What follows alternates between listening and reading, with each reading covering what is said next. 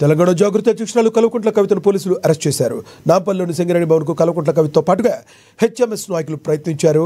సింగరేణి సంస్థలో డిపెండెంట్ ఉద్యోగులను పునరుద్ధరించడంతో పాటు మెడికల్ బోర్డును వెంటనే ఏర్పాటు చేయాలని డిమాండ్ చేశారు. కల్వకుంట్ల కవితతో పాటుగా పలువురు నేతలు పోలీసులు అరెస్ట్ చేశారు. అనంతరం వారిని నాంపల్లి పోలీస్ స్టేషన్కు తరలించారు.